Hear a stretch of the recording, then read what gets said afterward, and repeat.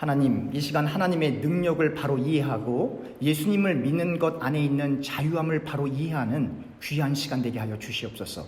우리의 세상적인 생각, 세상적인 신발을 다 벗고 하나님의 말씀 위에 서서 거룩하신 그 하나님의 이낌과 주어진 그리고 기록되어진 이 말씀 안에 말씀하시는 그 진리의 뜻을 깨닫는 시간 되게 하여 주시옵소서. 예수님의 이름으로 기도합니다. 아멘. 얼마 전 어느 권사님이 저에게 책 한 권을 읽어보라고 저에게 주셨어요. 보니까 720페이지가 넘어요.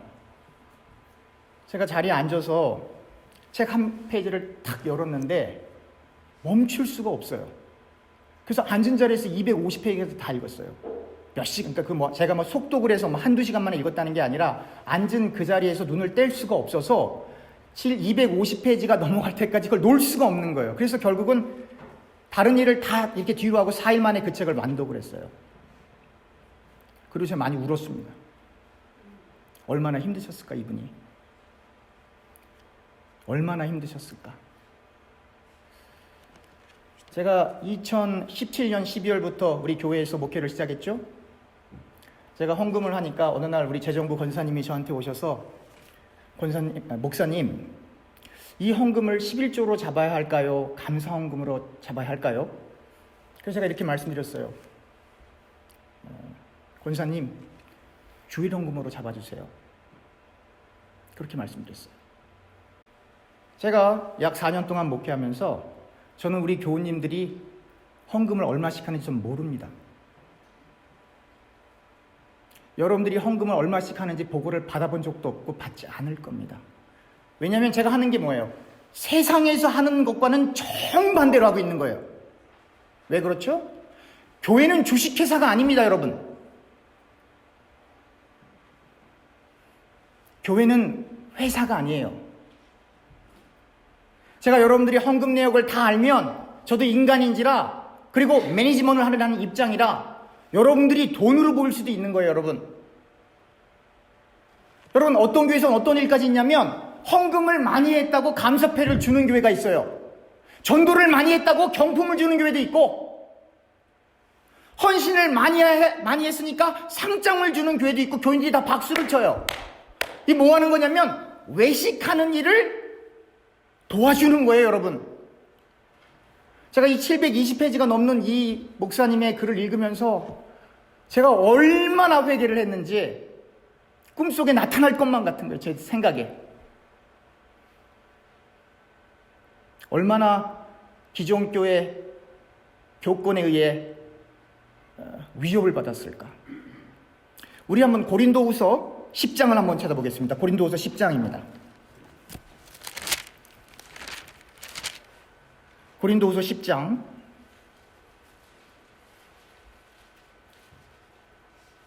9절과 10절입니다. 제가 읽겠습니다.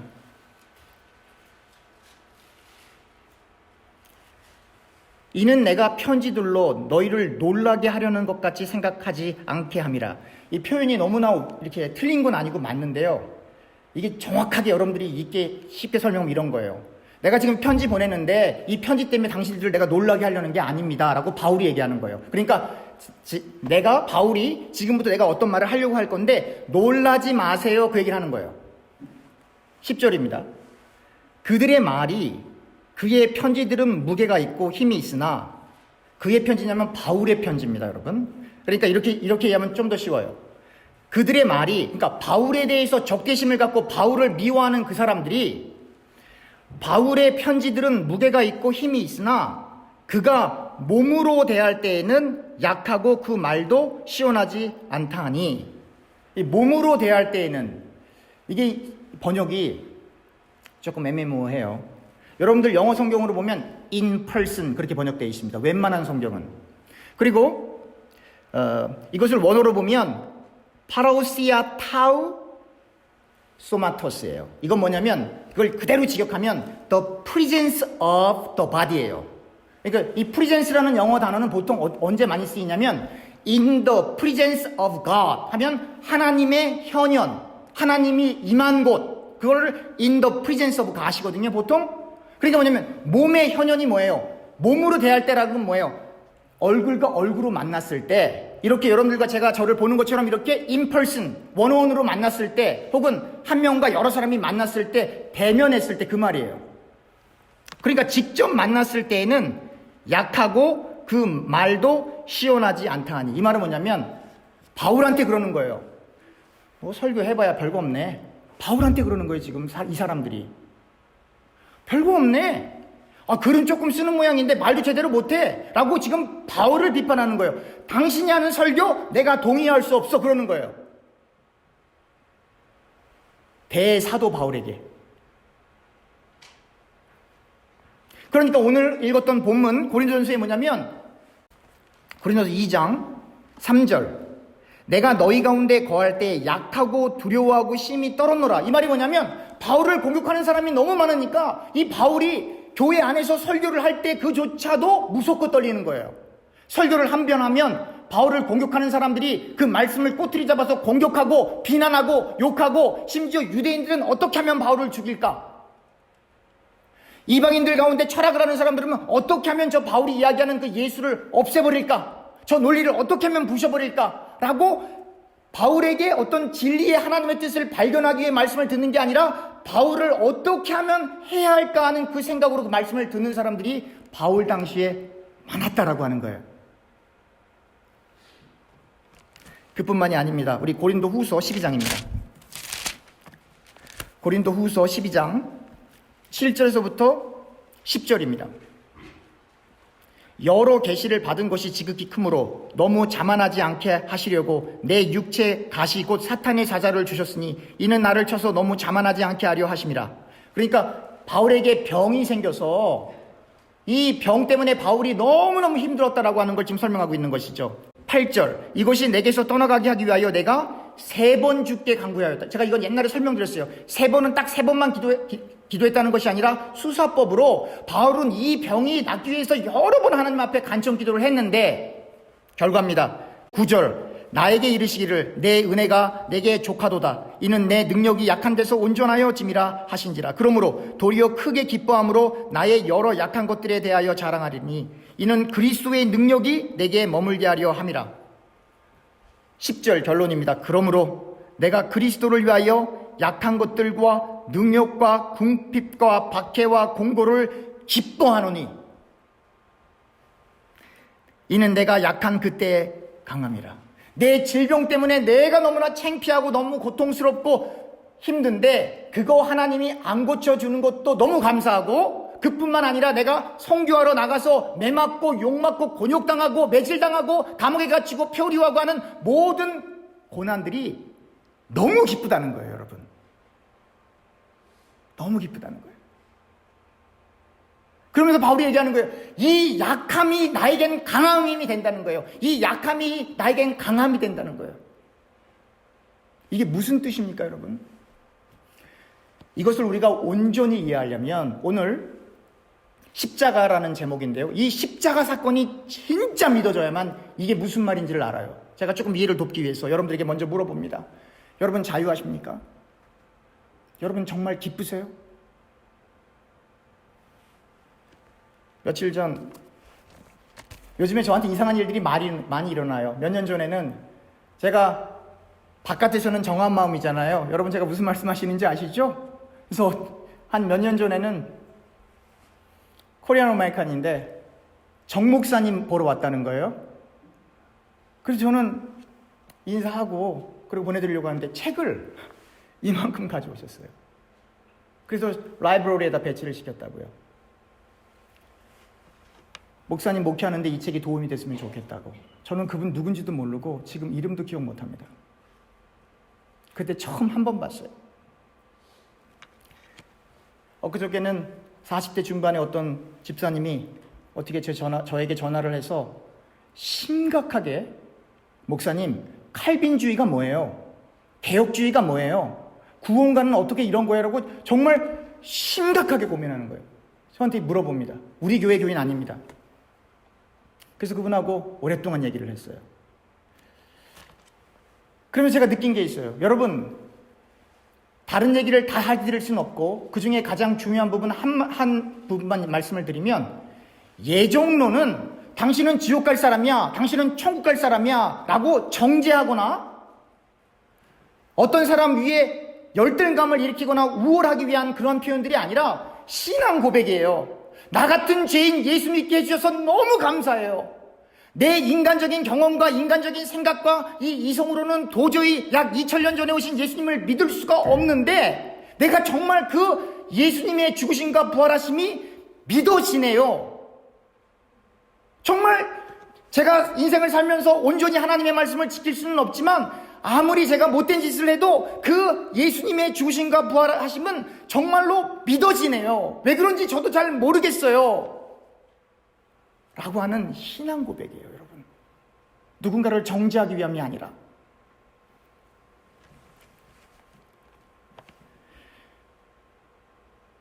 우리가 약한 중에 강함을 누린다라고 하는 건 우리가 사도 바울의 서신을 따라가서도 이해할 수가 있지만 우리가 약간 방향을 바꾸어서 요한은 어떻게 생각했나라고 하는 걸 우리가 찾아볼 필요성이 있습니다. 우리 요한일서 5장 19절로 가겠습니다.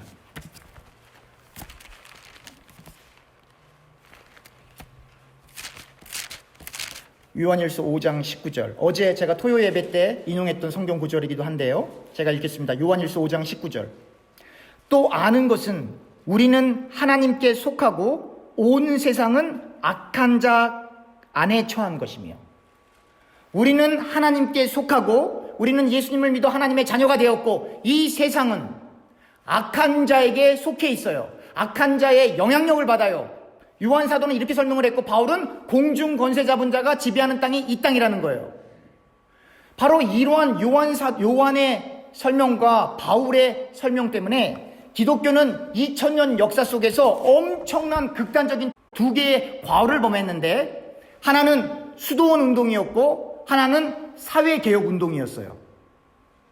이 말은 뭐냐면 정말로 하나님의 뜻을 이루기 위해서는 세상이 아니라 이 세상을 피해서 공중권세 잡은 자의 그 영향력이 없는 그곳으로 산속으로 들어가서 수도원 운동을 해야 된다, 영성훈련을 해야 된다라고 하는 하나의 극단으로 치우쳤고, 또 하나는 아니다, 우리는 이 공중권세 잡은 자와 맞서 싸워 대적해야 된다, 이 세상을 하나님의 말씀으로 완전히 개혁하고 사람들이 100% 하나님의 말씀을 지키게 하자라고 하는 사회개혁 운동으로 양극단으로 치우쳤습니다.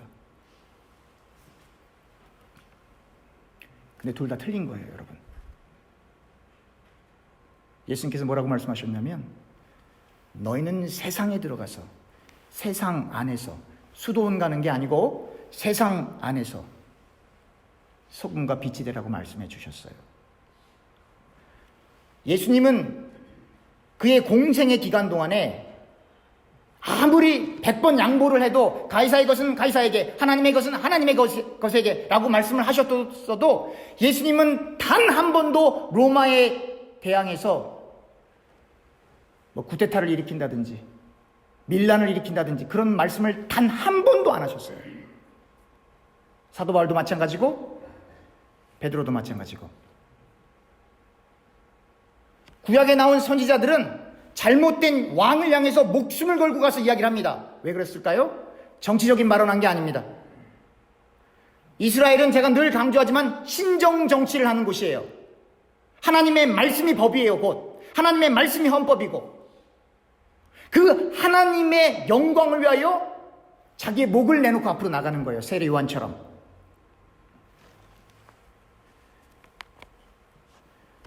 사랑하는 교우님들,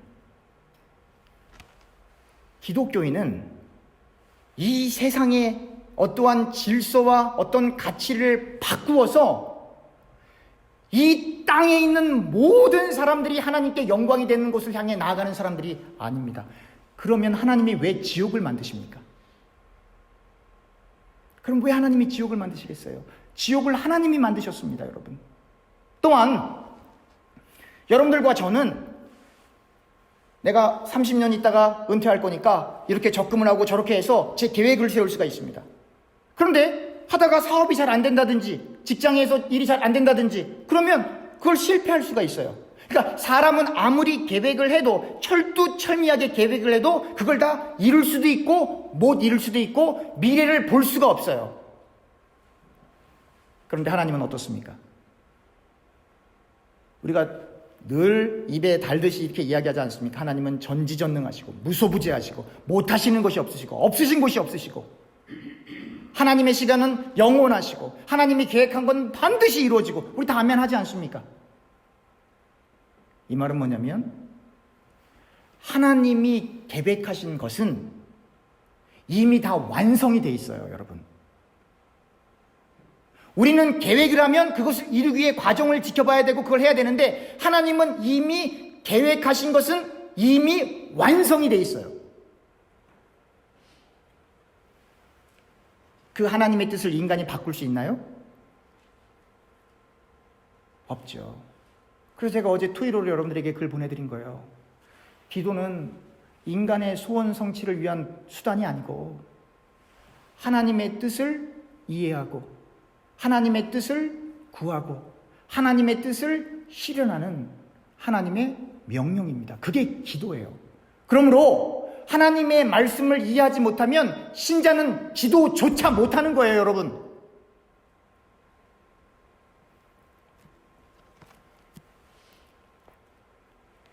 그러면 이 땅은 공중권세 잡은 자가 지배하는 건데 이 공중권세 잡은 자가 하나님의 백성, 하나님의 자녀들에게 하고 싶은 게 무엇입니까?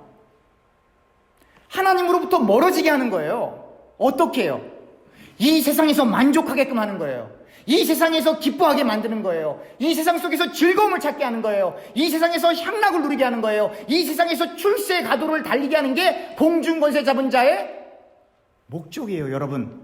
그런데 신자들이 기도하는 그 내용이 하나님의 나라와 하나님의 의와 하나님의 뜻이 아니고 하나님 내가 이 땅에서 잘 살게 해주세요. 하나님 내가 이 땅에서 성공하게 해주세요. 하나님 내가 더 많은 쾌락을 누리게 해주세요. 하나님 내가 더 많은 물질을 갖게 해주세요 라고 공중권세 잡은 자가 하려고 하는 걸 신자들이 기도한다 이 말이에요.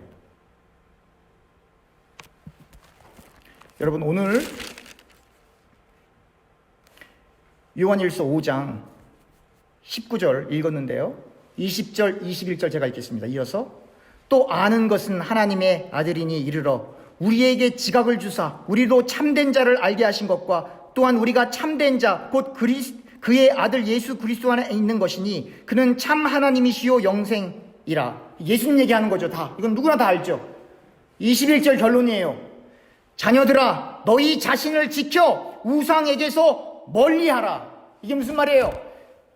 여러분들과 제가 원하는 세상적인 소원을 다 쓰레기통에 버려버리고 예수로 만족해야 너희는 참 자유와 기쁨을 누릴 수 있다라고 얘기하는 거예요. 요한이.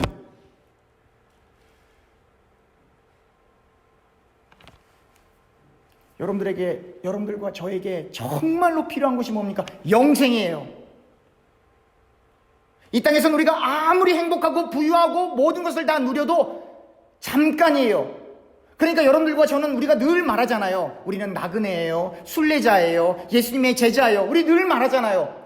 그 말한 것답게 여러분들과 제가 신앙생활을 해야 하고 그 고백하는 그 말답게 그것을 하나님 앞에 구해야 되는 거예요. 그러면 하나님께서 이스라엘 백성들에게 보여준 것이 뭐예요? 이스라엘 백성들이 정착을 해서 거기서 편안하고 안락한 생활을 하려고 할 때마다 하나님이 이스라엘 백성들을 치세요. 왕 세우는 건 하나님 뜻 아니야. 아무리 얘기해도 사사시대에 사람들이 말을 안 들어요. 왜? 사람들은 이 땅에서 만족하고 평안하고 정착하고 싶거든요. 그러면 하나님께서 어떻게 하세요? 이 땅은 잠깐 지나가는 거야. 이 땅의 것 구하지 말고 하나님 나라를 구해야 해. 이 땅에서 만족하려고 하는 걸 성경은 우상이라고 표현하는 거예요. 구약 성경에 등장했던 바알신, 아세라신, 암몬에 있던 모든 그러한 잡신들은 다 뭐냐면 이 땅에 있는 모든 것들을 구하는 신들이었어요. 오늘날도 왜 사람들이 점집에 갑니까? 왜 오늘날도 사람들이 구주를 합니까? 왜 오늘날도 사람들이 어떤 신령한 사람을 찾아갑니까? 그들이 섬기고 있는 그 신에게 어떤 깨달음을 받게 갑니까? 아니에요. 자기들이 원하는 세상적인 꿈을 이루기 위하여 그 사람들을 찾아가는 거거든요. 그런데 만약에 예수 믿는 사람들이 교회에 와서 하나님의 뜻보다 나의 소원에 더 집중하여 그것을 얻기 위하여 하나님 앞에 늘 나온다면 우상이라고 하는 그 우상 대신에 하나님만 바꿔서 똑같은 행동을 하는 것과 무엇이 다릅니까? 그래서 여러분들이 고고학자들이 발견해 보면 이스라엘 백성들이 이렇게 성전에서 이렇게 하나님 앞에 예배를 드리고 할 때 여러분 그 땅을 다 발굴해 보면 그 옆에 아세라 묵상도 발견이 되고요. 여러분 구약 성경에서 야곱의 이야기 나올 때 그 주라빔을 숨겨 나오지 않습니까? 다른 잡신들이 계속 나와요. 다시 말하면 야훼 하나님만을 열심으로 충실되게 섬기려고 하는 그 사람들 가운데에서도 늘 우상은 같이 있었다라고 하는 것을 성경이 폭로하고 있는 겁니다.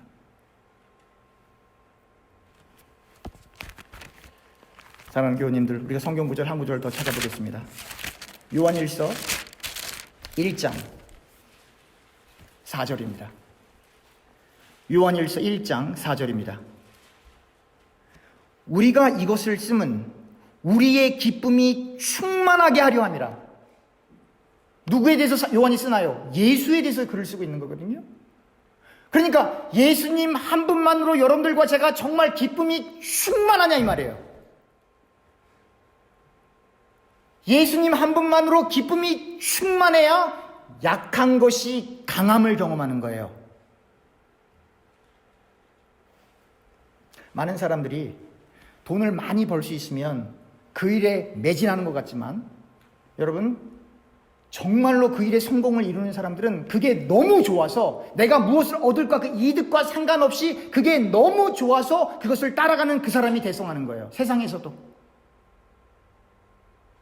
여러분들과 제가 예수 그리스도 한 분만으로 정말 만족이 되고 그분으로 인하여 내가 죄 가운데서 완전히 벗어나서 하나님의 자녀가 되었다라고 하는 그것을 믿고 그 안에서 정말로 기쁨을 누린다면 여러분들과 제가 예수 믿다가 당하는 어려움은 너무 감사한 거예요, 여러분.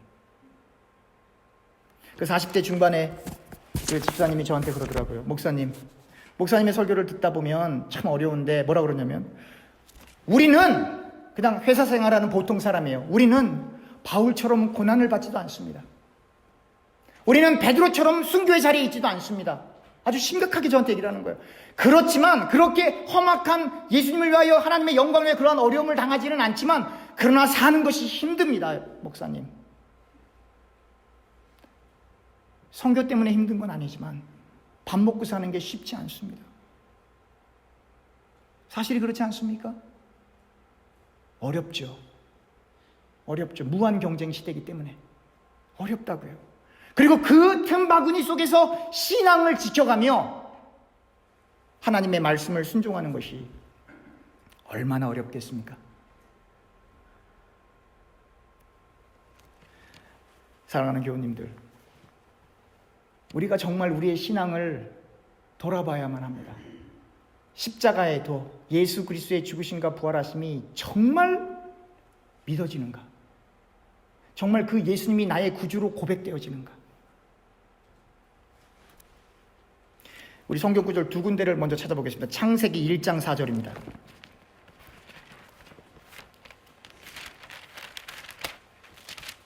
창세기 1장 4절.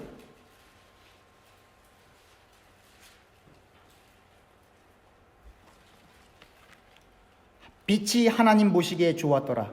하나님은 빛과 어둠을 나누사. 어둠이 무조건 나쁜 게 아닙니다, 여러분. 어둠이 있어야 빛이 있고 빛이 있어야 어둠이 있는 거예요. 그런데 하나님께서는 그걸 나누셨어요. 사도행전 6장입니다. 사도행전 6장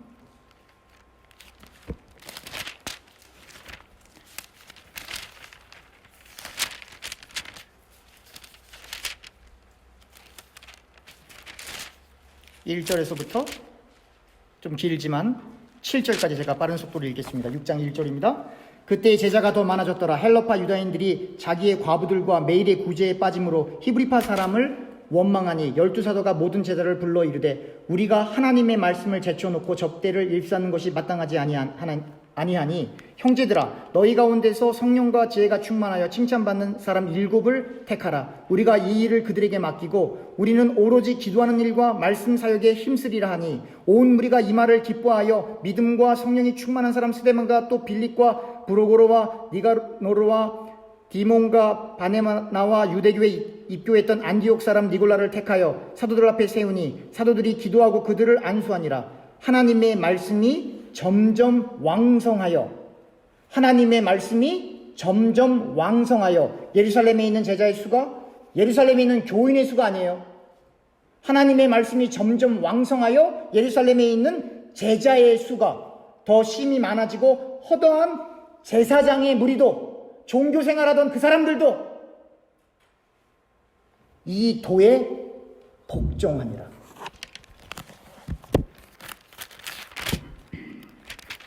일곱 집사를 택하고 사도와 집사가 분리돼서 사도는 기도와 말씀 연구에 전념하는 거예요. 그리고 모든 행정적인 일은 바로 이 일곱 집사가 행하는 겁니다. 사도들은 그 일곱 집사에게 관여하지 않습니다.